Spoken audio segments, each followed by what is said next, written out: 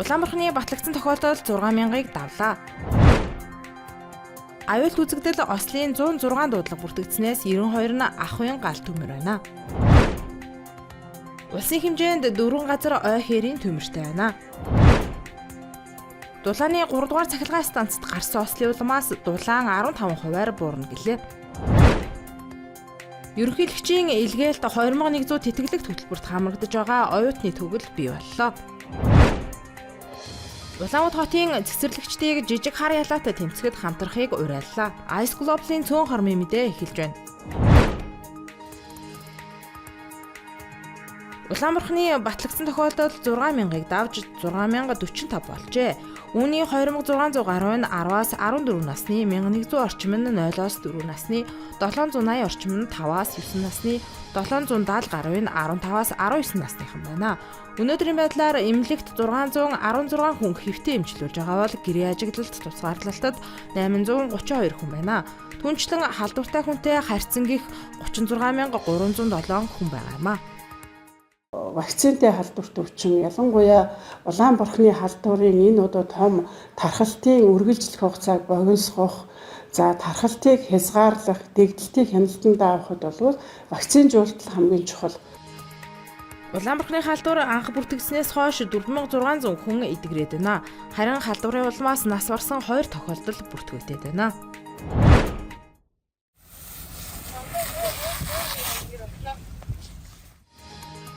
Улсын хэмжээнд өнгөрсөн 7 хоногт 8 дүүрэг 13 аймгийн 34 суманд аюулт үзэгдэл Ослын 106 удаагийн дуудлага бүртгэгджээ. Үүнээс онцгой байдлын албахаагчид 4 иргэний амь насыг авран хамгаалж тусламж үйлчилгээ үзүүлсэн байна.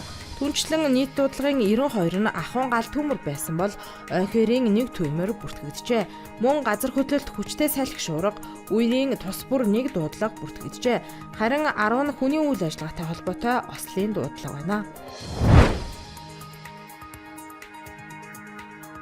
Улсын хэмжээнд 4 байршилд ой хээрийн төмөртэй байна. Тодорхойлбол Сэлэн аймгийн Еврей суманд 2 төмөр дэгдснээс Буурагчин багийн Их алт гэдэг газарт энэ сарын 6-нд гарсан ой хээрийн төмрийг унтраахаар Мандал, Сүхбаатар, Баянгол, Сайхан сумдах онцгой байдлын анги салбар болоод Еврей сумын засаг даргын тамгын газрын байгаль орчны байцаагч орон нутгийн иргэд 4 дахь өдрөө ажиллаж байна. Харин 50 багийн Баруун Сэнстэй гэдэг газарт өчигдөр 19 цагийн үед төмөр гарчээ. Төмөрийн голомтод Хөдөр сум дах Эрен хайх аврах салбар, гал төмөр унтраах аврах 36 дугаар анги, Ерөө сум дах цагдаагийн хэсгийн албахаагчид, засаг даргын тамгын газар, байгаль хамгаалагчид ажиллаж байна. Түүнчлэн энэ сарын 8-ны оройн 18 цагийн орчимд Булган аймгийн Сэлэнг сумын Сангалтай багийн Хандгайтын зүүн Тарвахтай гэдэг газар, Үсгэл аймгийн Цагаан үр сумын Үүр 2 дугаар багийн Хустын давааны ам гэдэг газар тус ой хээрийн төмөр бүртгэгджээ. Төмрийг унтраахаар холбогдох албаныхан ажиллаж байна.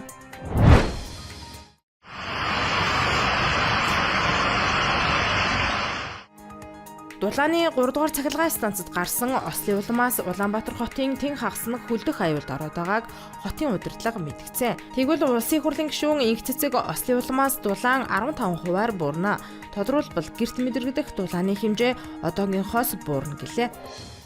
Таны гэрт одоо хуучин бол ингэ дулаан нэг градус 20 градустай байсан бол эсвэл 22-тай байсан бол тэр одоо доошоогоо орж 18 16 градусаар очино л гэсэн үг. Тэгжээд бид нэг өвлийг давхаас арга байхгүй. Ер нь яг бусад орон зэгсээ хараа гэр дотроо бол ер нь градус бага байдаг л доо. Тэгээ манайх бол харьцангуй өндөр байдаг стандартаараа. Тэгэхээр одоо тэгж дулаалгынхаа тэр градус нэлээд бага хийшаагаад болно гэсэн. Шинээр генератор суйрлуулахад 2015 онд 35 тэрбум төгрөгийн өртөгтэй байжээ. Харин одоо бол 200 тэрбум төгрөг болж өссөн гинэ. Ерөнхийлөгчийн илгээлт 2100 тэтгэлэгт хөтөлбөрт хамрагдаж буй оюутан залуусын нэрэмжит төгөл бий боллоо. Тус төглийг Монгол Улсын их сургуулиас санаачлан үүсгэж байгаа бөгөөд Монгол Улсын их сургуулийн хар хорон дахь сургалт судалгааны төвийг түшиглэн анхны 250 модыг тэтгэлэгт хөтөлбөрт тэнцэн бэлтгэл хөтөлбөрт хамрагдаж байгаа залуус тарьжээ. Тэднийг гадаад улсад мэргэшээд эх орондоо ирэх хүртэлх хугацаанд Монгол Улсын их сургуулийн инженер технологийн сургуулийн ой мэргэжлийн хамт олон арчилж хамгаалах юм а. байна. Гэхдээ дуртай цагтаа оюутны төгөлд ирж тарьсан модоо усалж, арчилж тордох боломжтой гэдгийг онцоллоо. Ерөнхийлөгчийн илгээлт 2100 тэтгэлэгт хөтөлбөрөөр өдгөө 4 дахь ээлжийн залуус явах гэж байгаа бөгөөд 1000 орчим оюутан дэлхийн 20 гаруй оронд Монгол улсад тэргүүлэх мэргэжлийн чиглэлээр суралцж байна.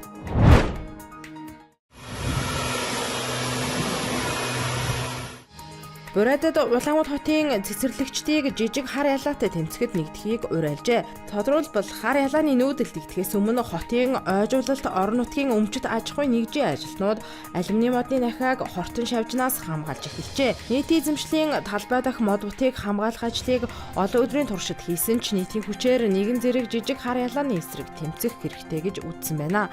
Тиймээс жижиг хар ялааны нүүдэлд өртсөн аж ахуйн нэгж байгууллага хүмүүс хамтран ариутгал халдваргүйтгэл хийх шаардлагатайг мэдэгджээ. Ингэхдээ алюминий модны хөвөөстэй торны үүрийг гараар цуглуулж болно гэдгийг сануулсан байна. Харин цуглуулсны дараа хөвөөг хачигтай нь хамт шатаах юм байна. Түүнчлэн ариутгал халдваргүйтгэлийг 7 дугаар сард зүгий бал цуглуулахаас өмнө дахин хийх хэрэгтэйг сануулжээ. Ice Globe-ийн цөөн хормын мэдээ байла. Ажлын амжилт хүсье.